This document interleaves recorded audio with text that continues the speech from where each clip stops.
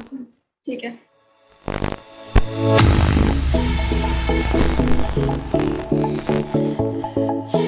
All right, game number 2 then from the second weekend was North Carolina Courage 1, Orlando Pride 2.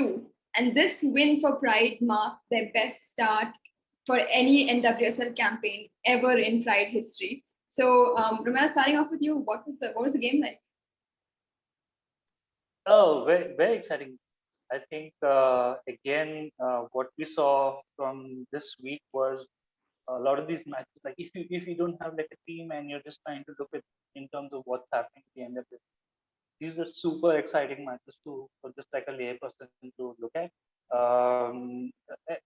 Like you normally have these NC matches where a lot of people kind of take it for granted that NC is just going to kind of run over the competition.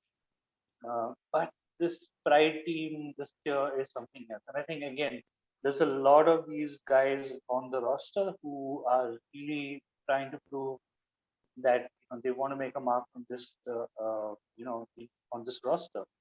And I think top of that, entire heap is actually LaRue. So she's been on fire, and again, you saw that goal of hers.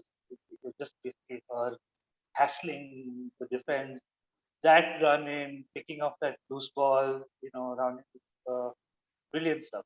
So yeah, I think in terms of the overall game, it was a really good game in terms of how each team played their strategy.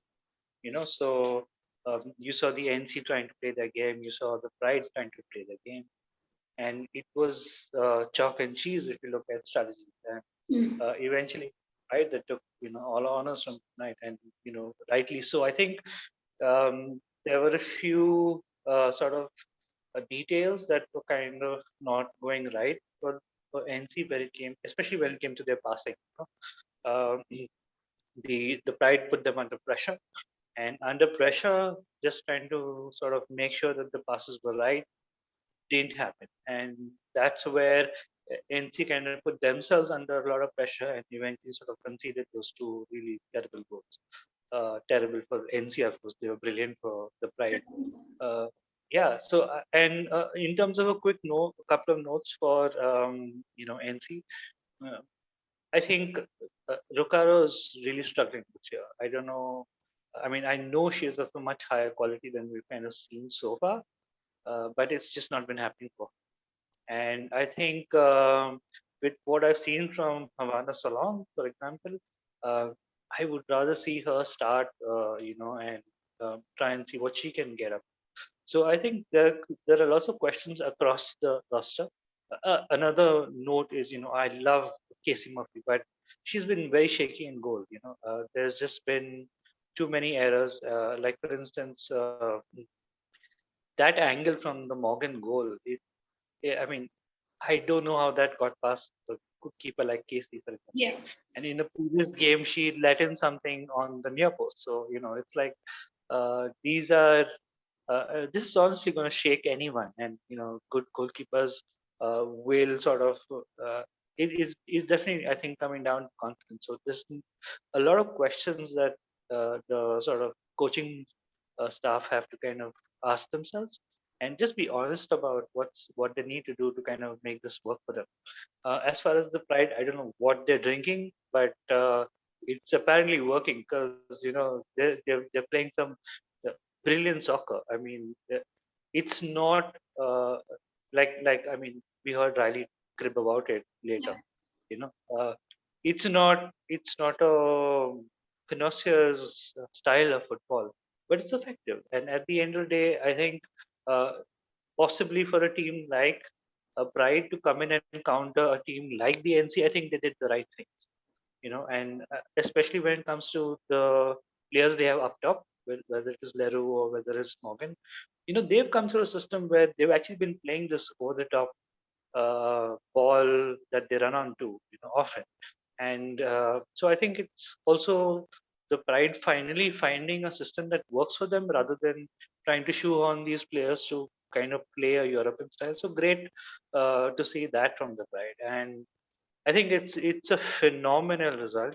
I think it's one of these results that are definitely going to have this impact across the season because we are seeing ramifications of it. This is a league table unlike what we expected completely.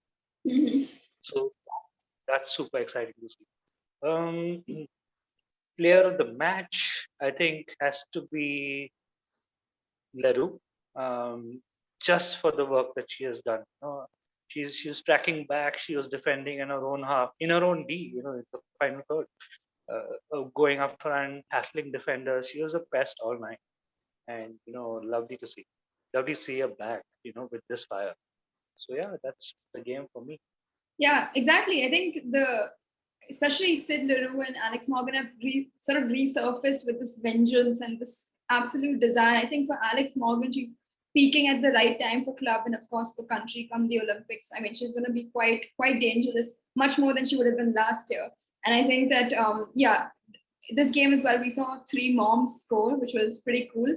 A very nice twist for the NWSL. I think it's becoming more of a common feature to see, athletes have families and come back at the highest level. It's pretty cool to see. But yeah, I don't know why they call this the NWSL regular season because there's nothing regular about it. It's all over the place. This table is, we could not have sat here and predicted this table at this moment. And yeah, look, I think the you're very right that aesthetic football isn't always the answer, right? And if you're going to beat North Carolina Courage that have almost made a dynasty, almost, I don't think 3 years can be a dynasty, but it's the closest that we've had to some sort of dominance at a continued period. And to see Pride come in, no odds with them, absolutely everything stacked against them, and win. You could see Mark Skinner at the end, the celebration that he had at the sideline proves that this is a historic turning point. It is something that was very, very necessary, and they've always struggled in NWSL, like in a prolonged season, because their start has not been good. And now that they've had their best start ever,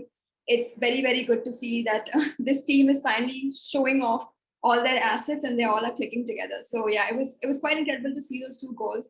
I think Jess McDonald got one back in the 89th minute, but Pride were able to hold everything off. They had decent game management despite having lesser possession, lesser shots on target. All the stats were against them.